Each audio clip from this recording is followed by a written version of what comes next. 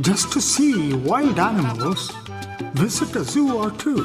But for deeper insights about them, visit Galapagos, once known as Isla Encantada, the Enchanted Isles. Pedro, Parque y Juan Parquero, sol, calor y sendero, de noche mosquito y luna, desde el mar brilla la espuma. That Sunday morning in August, we fly from Quito to Baltra, Se oye el rumor de las olas. an airport once a World War II US Army base. Dos Miranditas.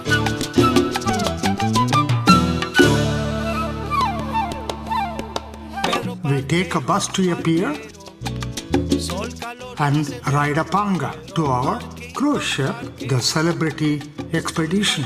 y sendero, mientras la bruma se espuma.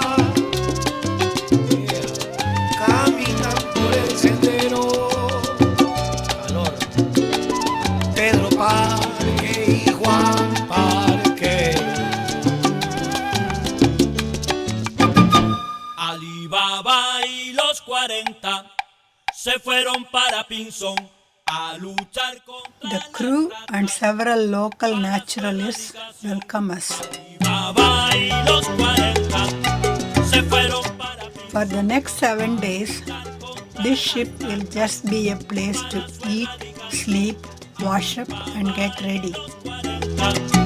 Se fueron para Pinzón a luchar contra las ratas para su erradicación. Estaba Tibo Smith, Héctor Serrano y Llerena. Y al Serrano At night, our ship sails from one island to another. North Seymour, San Cristobal, Española, Floriana, Santa Cruz,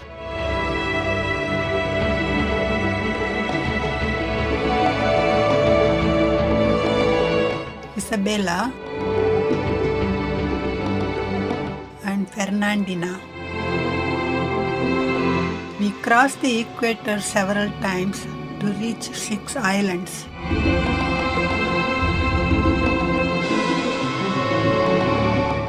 During the day, our ship anchors near each. We ride pangas to visit them.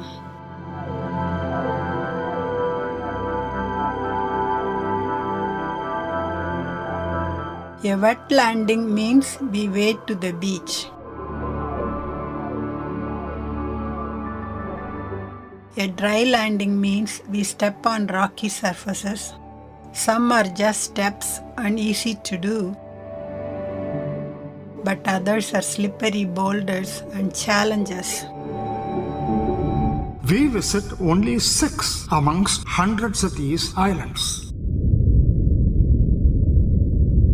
Each was thrust up from the ocean by volcanic eruptions millions of years ago.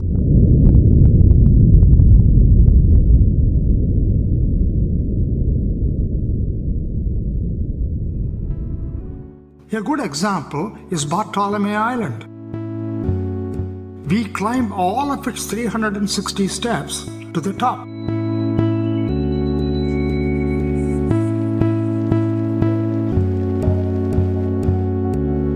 On the way, we see hills of cinder and barren lava formations named Aa. The lava rocks are surprisingly light. At the top sits a lighthouse. A great location for panoramic sights all around.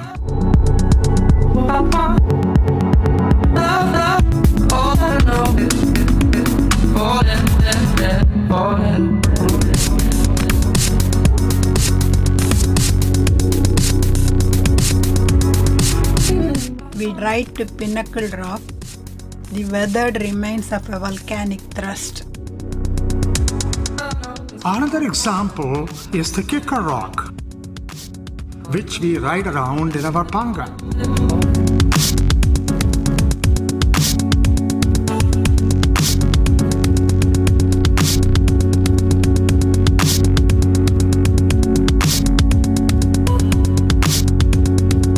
We see other evidence of volcanic action at Espinosa Point.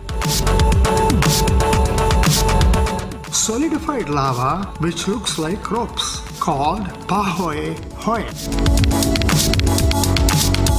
Solid lava eroded into chasms and coves, both by salt and sea.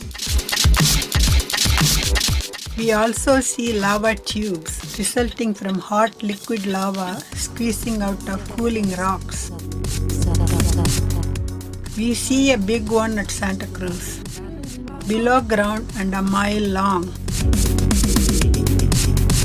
There is more. Layered rocks at Point Egas where volcanic ash settled and compacted.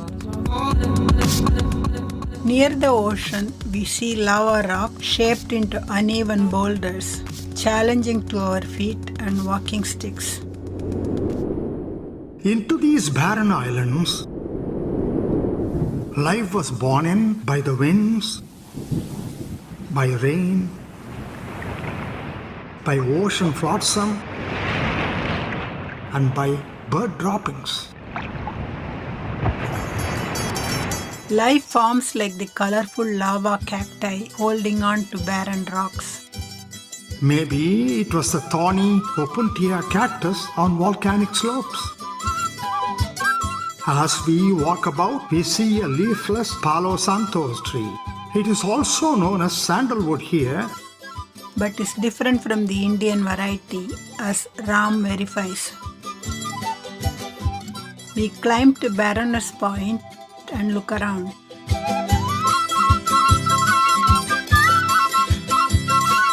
It's much greener closer to the water. There are avenues of blooming flowers.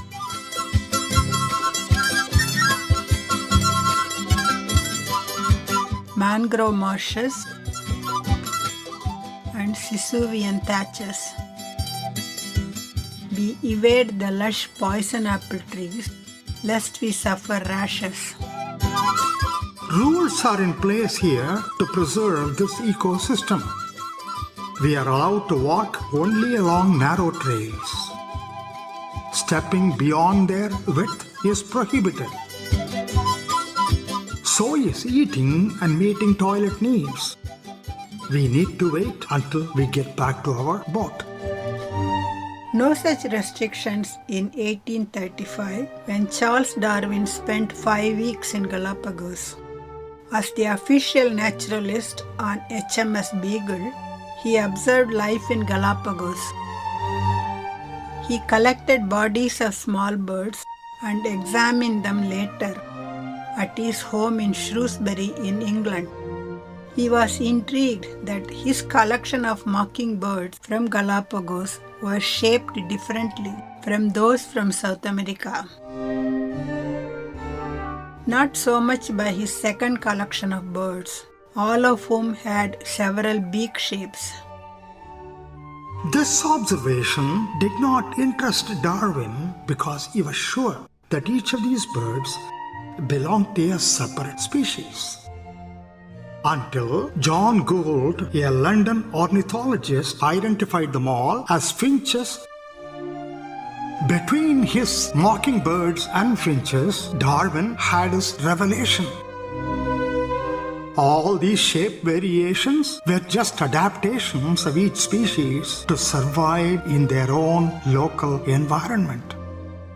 17 years after his return from Galapagos, Darwin published these ideas in The Origin of Species, explaining evolution by natural selection, a revolutionary step forward for mankind to understand nature. Mockingbirds whose shapes triggered Darwin's insight are nearly extinct in Galapagos. We just see one of them. But finches, the ones he ignored, we see in plenty. That these have stolen the mockingbird's thunder is obvious. Today they are called Darwin's finches. 13 of these species, each with its own beak shape, inhabit Galapagos. Darwin also saw many giant tortoises.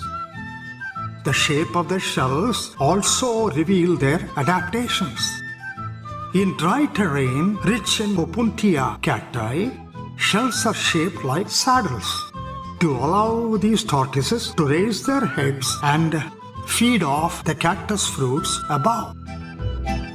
In the lush hills of Santa Cruz, where tortoises feed on fallen fruits and vegetation off ground, shells are dome-shaped. No need to raise their heads. Elsewhere, there are flat tops designed for easy mating. 12 variations and hundreds of thousands lived here in Darwin's time. By 1970, their numbers had declined to a couple of thousands. Reason: human predation. For 200 years, humans took tortoises aboard ships and killed them as needed for fresh meat. When humans settled in Galapagos with their own farm animals, some of them escaped and turned feral. They competed for the same food as tortoises or killed them for food. Thanks to the new Darwin Center in Santa Cruz, a restoration program is underway. Here, tortoises of each subspecies are bred to repopulate their own respective islands. The program works. Except for a 100-year-old tortoise named George, the only surviving native male from the island of Pinta. No females from Pinta are known to help George breed his own kind. Neither is he willing to crossbreed with his female companions from Isabella. One reluctant attempt did not produce any viable eggs. Until his recent death in June 2012, this lonesome George was a big sad sight at the center. We were lucky enough to see him.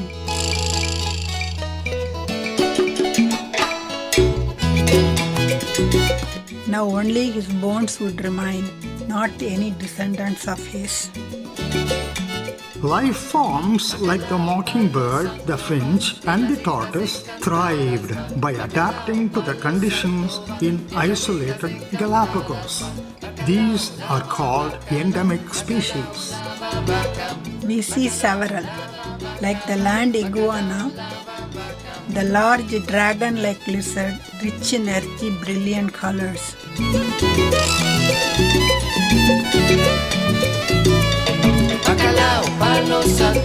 It consumes vegetation and cacti for both food and water. By day, these reptiles warm up in the sun.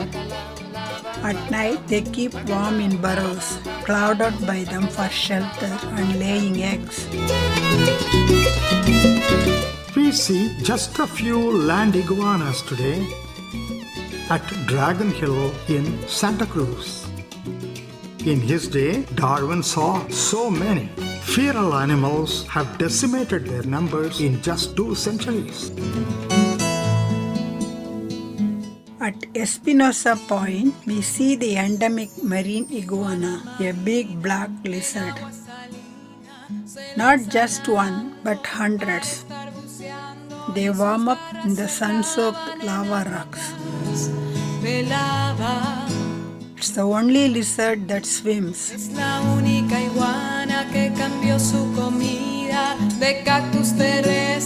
It can also dive deep and hold its breath for up to 30 minutes while looking for food.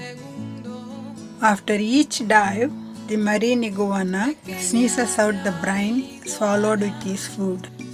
The brine evaporates and salt encrusts his face. When Darwin cut open the iguana's stomach, he found that the animal's food was mostly seaweed as well as red and green algae.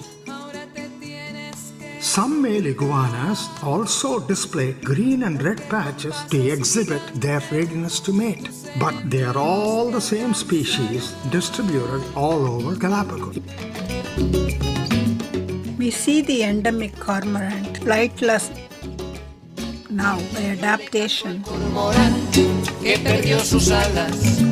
Yo le canto el Though it can still dive expertly to fish, it cannot fly anymore. Once, this bird had no natural enemies to fly away from. Its wings have evolved into small, useless appendages. Today, these birds need to get away from feral animals released by humans. These new enemies have reduced the cormorant to near extinction. We see just a few at Fernandina. caminando Unlike this bird, ya se acercan y se van. a lookalike bird, the brown pelican, Alejan y se van. flies everywhere. Se van, se van. We get to see him even at night beside our ship, bobbing in the waters, braving the sharks around him. According to our guide, the endemic Galapagos penguin arrived from Antarctica a long time ago and adapted to equatorial conditions. Still, its numbers are also depleted. Reason: the El Nino and its vagaries in recent times. The current's warmth has reduced the bird's fish supply for sustenance and its incentive to breed. We see only a few of these birds. We seem to see only one of many different species, like the lava heron,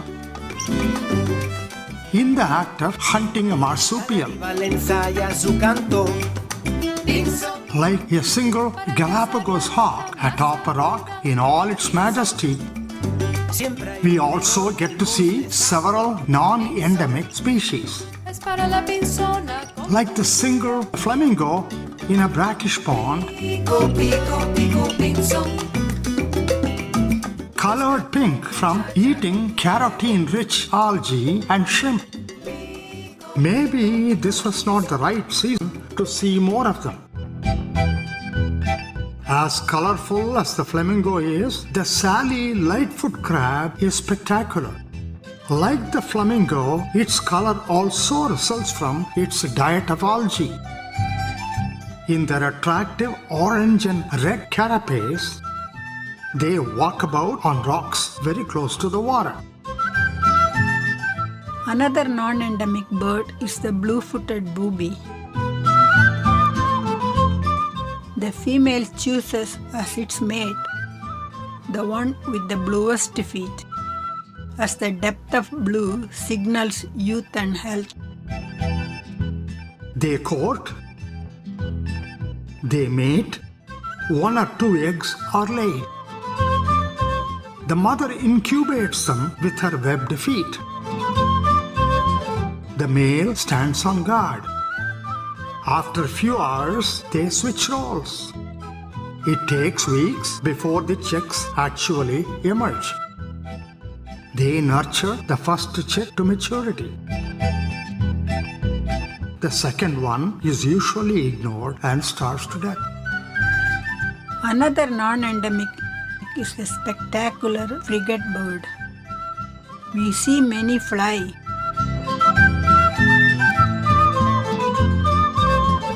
but miss their mating rituals. The male puffs up its red throat pouch into a balloon to attract a mate. Once chosen, the male collects nesting materials. The female builds a nest to lay her egg. Both will take turns to incubate the egg for weeks and tend to the chick for a long time.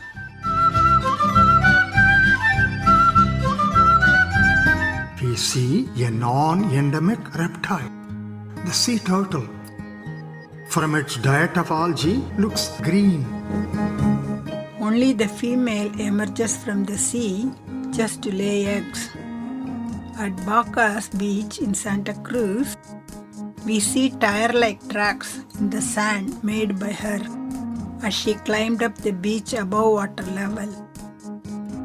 At the top, we see a sand-covered pit dug out by her to lay dozens of eggs. Once her job is done, she returns to the water. When the eggs hatch, the hatchlings will scurry down the beach to reach the sea. Only a few will survive the waiting land and sea predators. The sea lion is the biggest mammal we see here. At San Cristobal, we see sea lions in the water, on the beach, and even on pavements. Even at arm's length, they are not fearful of humans. Most animals in Galapagos are not. They do not see us as predators. Our predation started just centuries ago. Not enough time for another adaptation. These sea lions are everywhere. Napping, playing, nursing, and swimming.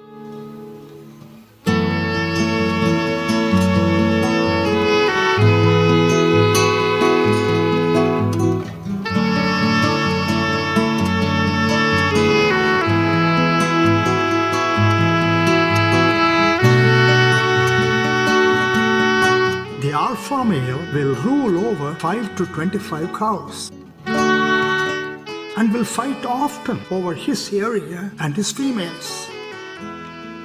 The female yields a single pup and nurtures it for 3 years. At first sight, this endemic fur seal looks like a sea lion, but these have longer ears, shorter snout, and eyes more to the front, and we see only one pair. The vagaries of El Nino have almost decimated them, as have seal fur hunters. Our daily routine is to walk along trails but get back to the ship for lunch and dinner, and then plan for tomorrow's adventure. While on board, we relax.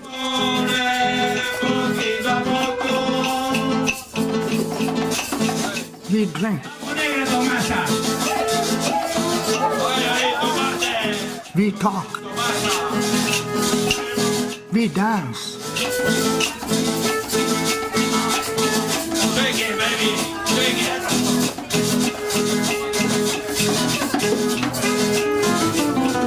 And we enjoy the music from Brian's guitar. We listen to the crew.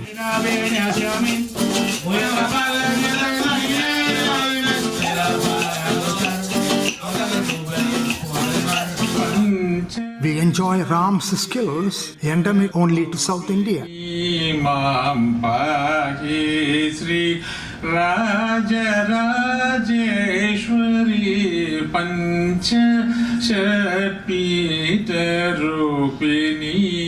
Our cruise ship is our little human oasis within a kingdom of wildlife.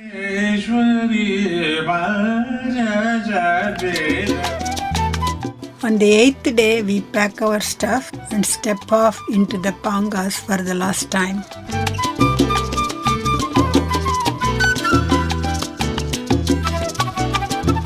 We get off and sleep on the bus back to Baltra. Maybe we are still dreaming of Galapagos, and a dream it will be after we fly out of Baltra. We are a group of 6, 3 couples who sought an experience beyond gawking at novel species. Our thirst is now partially quenched.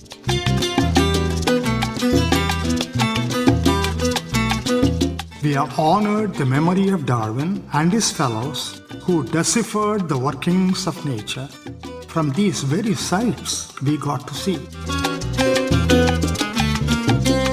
Our reverence extends to life itself in all its manifestations. We have been transformed, just to quote Ram.